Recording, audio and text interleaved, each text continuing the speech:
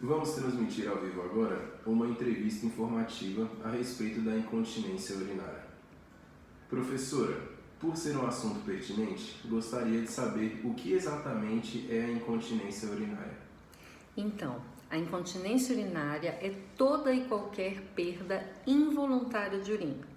Então, desde que você faça xixi sem querer fazer, ou seja, a continência, o mecanismo de continência, ele é um mecanismo completamente voluntário.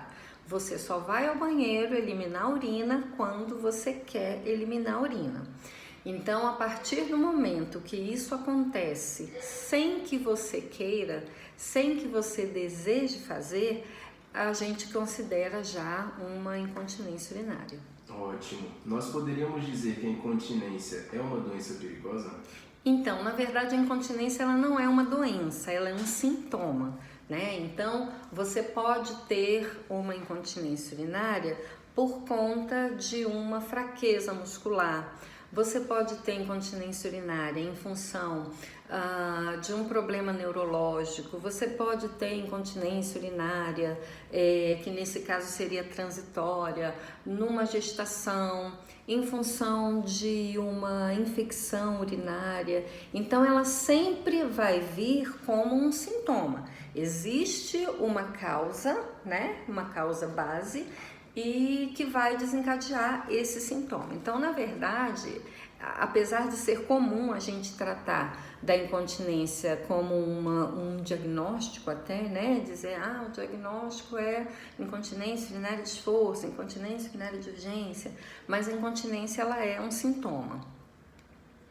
E normalmente, quem é mais acometido pela incontinência urinária? O homem ou a mulher? Pronto. Então, essa pergunta é muito interessante porque a gente tem infinitamente mais mulheres do que homens. Mas é legal também a gente saber o porquê que isso acontece, né? Então, por que que o universo de mulheres é muito maior do que o universo de homens incontinentes? A gente começa já com um problema, um fator que é muito cultural, né? Então, na maioria das vezes, na maioria esmagadora das vezes, se você tem um casal de filhinhos, né? Você tem ali um menino e uma menina. Se o menino tá no meio do parquinho e fala assim, mãe, eu quero fazer xixi, eu estou apertado. Essa mãe vai direcionar esse menino para uma árvore, para uma plantinha, para um poste. Então, qualquer lugar seria um local para esse menino ir esvaziar a bexiga. Se essa menina faz a mesma pergunta para a mãe, diz que está apertada e que quer fazer xixi, a orientação que na maioria esmagadora das vezes essa menina vai receber é assim: segura um pouquinho que quando chegar em casa você faz. Quando está na escola, não pode sentar em qualquer vaso, não pode ir a qualquer banheiro.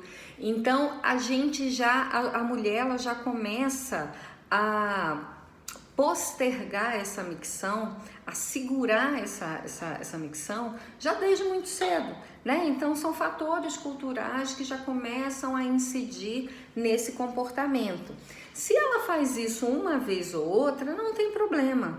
O problema é que ela aprende isso com tanta maestria que ela vai levar esse comportamento ao longo da vida. Então, geralmente, a vontade vem, vai embora, vem, vai embora, vem, vai embora. E só quando ela está no limite do limite é que ela vai esvaziar essa bexiga. Sendo que esse desejo miccional, né, é um desejo fisiológico. Então, o ideal seria esvaziar essa bexiga no momento em que ela sente esse desejo. Então, a gente tem aí já um contexto cultural, né, já desde muito cedo.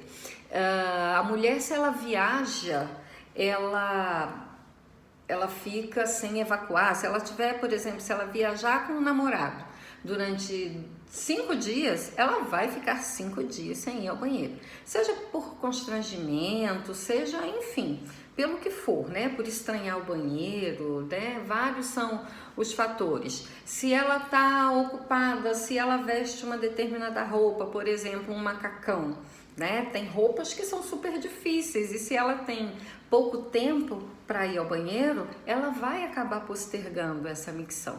Então são comportamentos que a gente vai aprendendo, né? Se ela vai no banheiro de um shopping, por exemplo, o banheiro pode estar super limpo, mas ela vai pensar 2 vezes antes de ir, porque ela quer ir no banheiro de casa, porque ela só confia no banheiro de casa, né? E se vai, ela não senta adequadamente, ela fica numa posição, né, totalmente inadequada para um esvaziamento completo dessa bexiga. Então, quando a gente fala nessas questões culturais que cercam a mulher ao longo do seu caminho, né, ao longo da vida, isso tem uma influência lá na frente. Essa biomecânica da pelve, ela pode ficar afetada, sim, por conta desse ato de postergar a micção que a mulher adquire desde muito cedo. Um outro fator é relacionado à própria anatomia feminina, né? Então, a anatomia pélvica feminina, se nós formos colocar um comparativo, a mulher tem um útero que fica em cima de uma bexiga. Quando essa mulher engravida, você imagina, ela tem o crescimento daquele útero e todo esse crescimento vai incidir sobre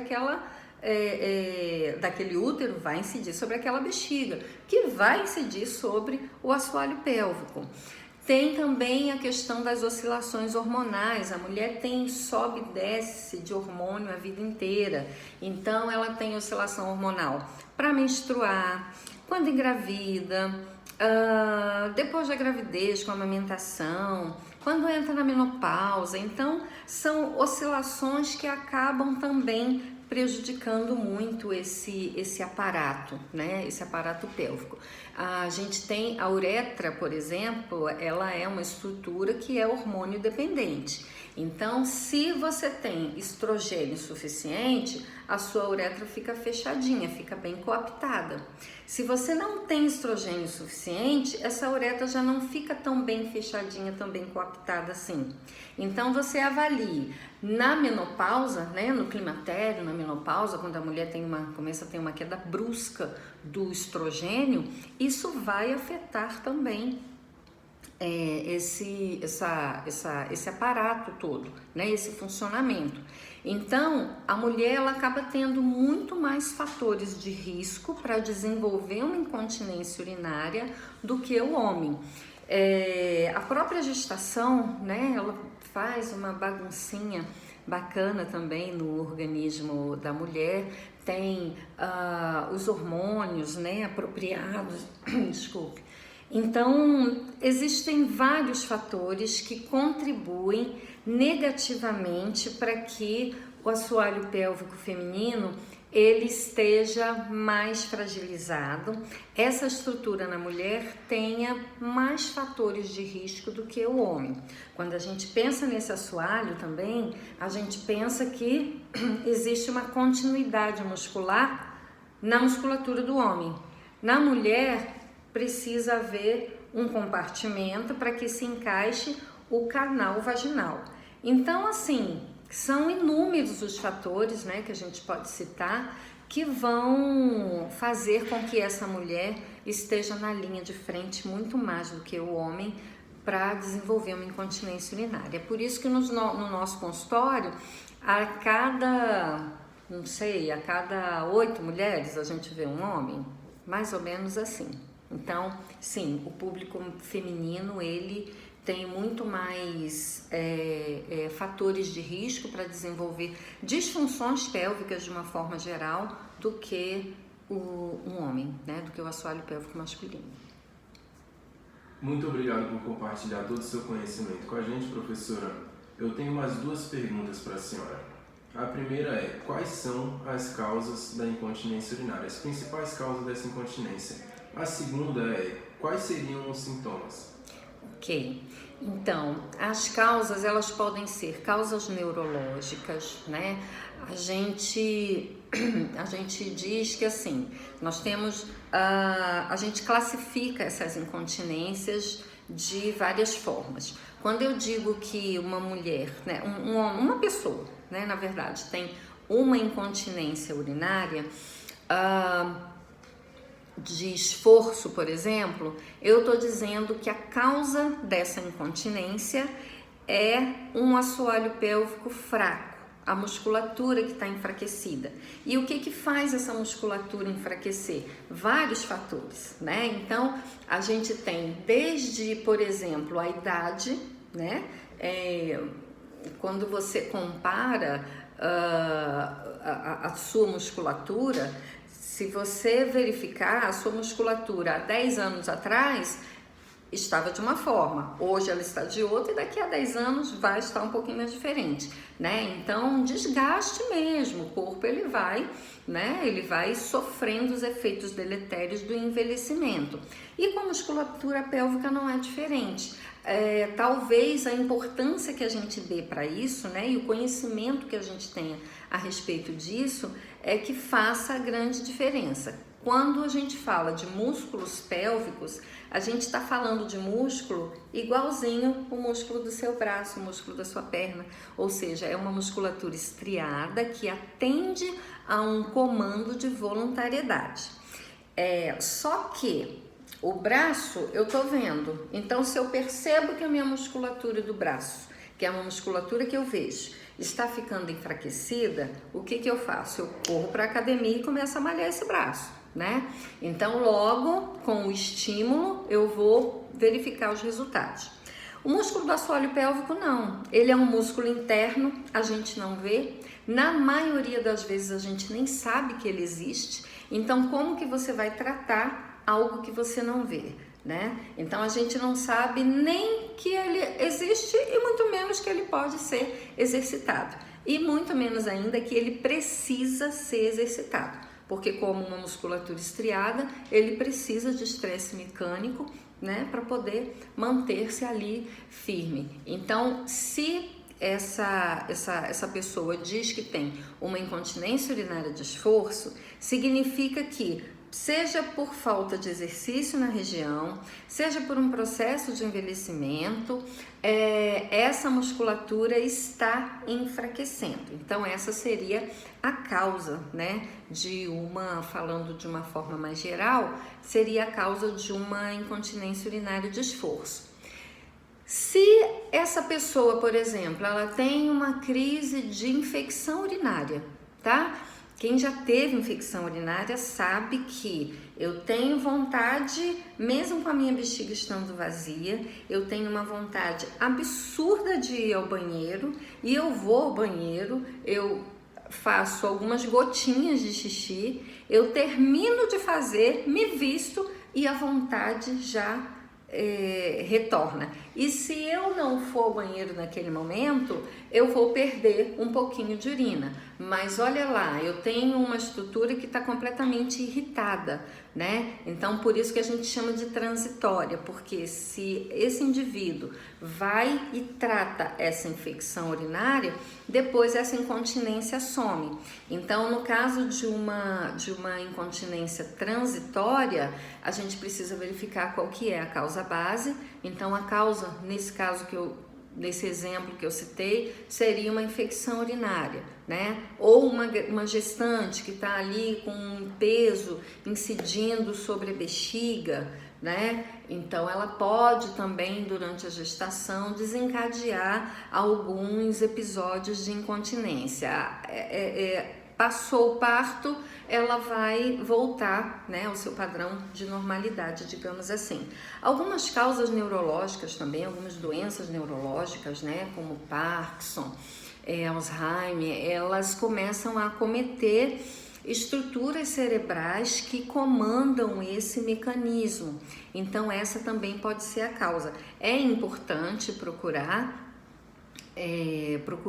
uma ajuda profissional especializada para saber qual é a causa, porque uma vez que eu sei qual é a causa, eu tenho como fazer o tratamento, né? Eu não consigo tratar uma condição sem saber o que causou.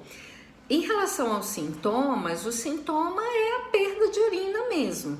Então, essa perda de urina ela pode acontecer aos esforços. Então, tossiu, perdeu urina, espirrou, perdeu urina, vai para uma academia, né? Vai fazer lá um exercício um pouquinho mais vigoroso, perder urina, ou então durante a noite, mesmo sem uma situação específica como a do exercício, seja qual for a condição, houve perda, né? Esse é o sintoma evidente da incontinência urinária.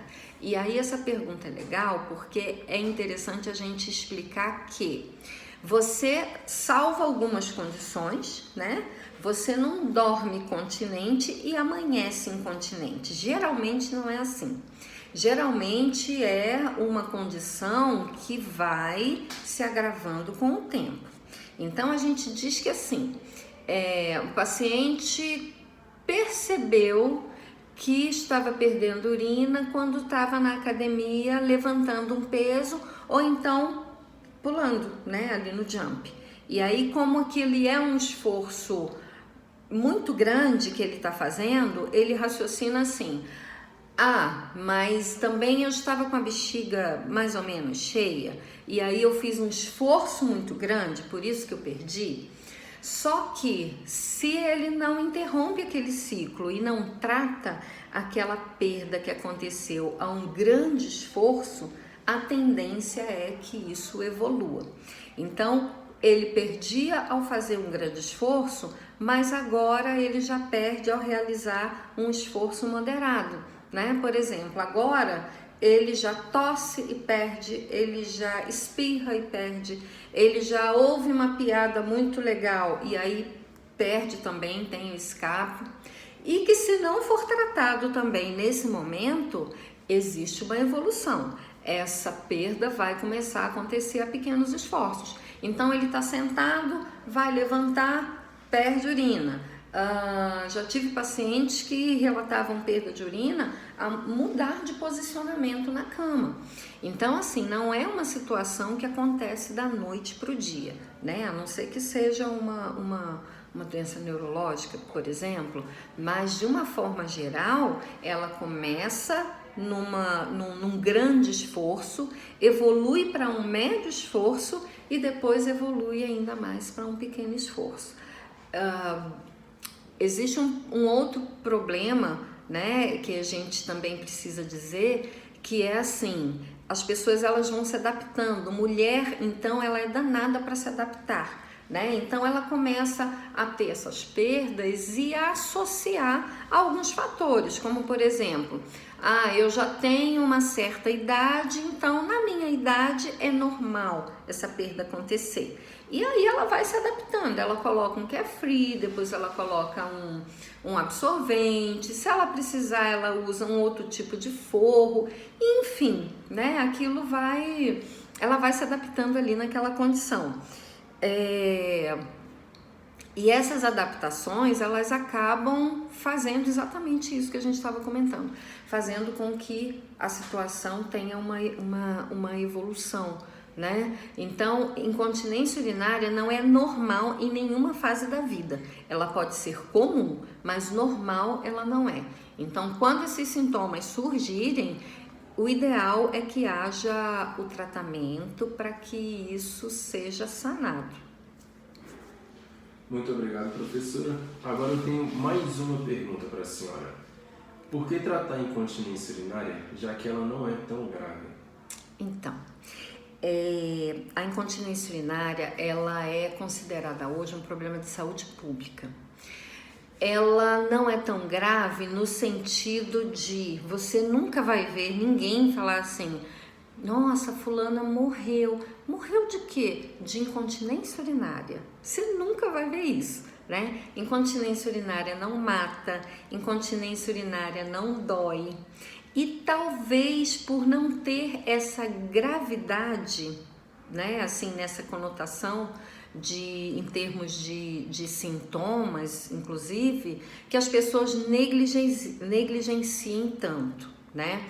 Nós temos uma literatura que é variada, né, quando a gente fala de epidemiologia, mas a gente tem aí girando em torno de 20% de pacientes incontinentes, só que a gente sabe que esse número ele é bem subestimado, porque incontinência urinária não é assunto de roda de conversa, né? A gente fala assim, menina, tô com meu cabelo que tá caindo tanto, tá fraquinho, a unha também tá ficando muito fraca, mas a gente não comenta, não é assunto das nossas rodinhas de conversa assim, nossa, eu tô tossindo, eu perco urina, eu tô espirrando, eu perco urina. Então existe todo um tabu, e além desse tabu tem essa questão adaptativa que a gente falou, né? Então, de fato, incontinência não mata, incontinência não dói, e por isso ela é subestimada, mas incontinência ela afeta a qualidade de vida das pessoas. Eu já tive muitas pacientes que perderam alguns prazeres, né? Como, por exemplo, ela adorava viajar e aí agora ela já não viajava mais porque ela tinha preocupação da perda de urina. Tinha outros pacientes que gostavam muito de dançar e aí pararam de dançar porque aos movimentos ela tinha uma perda de urina, né? Então ela começa a isolar-se socialmente. Então ela, para ir num lugar, ela primeiro pesquisa se ali vai ter um banheiro próximo, porque ela tem que levar protetor, ela tem que levar toalhinha, ela tem que levar um lencinho umedecido, porque ela tem receio que o odor, que é bastante característico, que as pessoas percebam que ela está com odor de urina. Então não tem, realmente não tem, né? Não tem essa gravidade de doer e de matar, mas ela acaba com a autoestima, ela isola socialmente esse indivíduo e aí a qualidade de vida começa a ficar bastante comprometida, bastante prejudicada. Então, mesmo não matando, mesmo não doendo, o ideal é que não haja negligência no tratamento da incontinência urinária, porque ela tem a gravidade de acometer a qualidade de vida das pessoas e isso é muito grave, né? Eu acho isso muito grave. Certo, professora, muito obrigado por compartilhar todo o seu conhecimento conosco e nós ficamos por aqui. Obrigada a vocês, um abraço.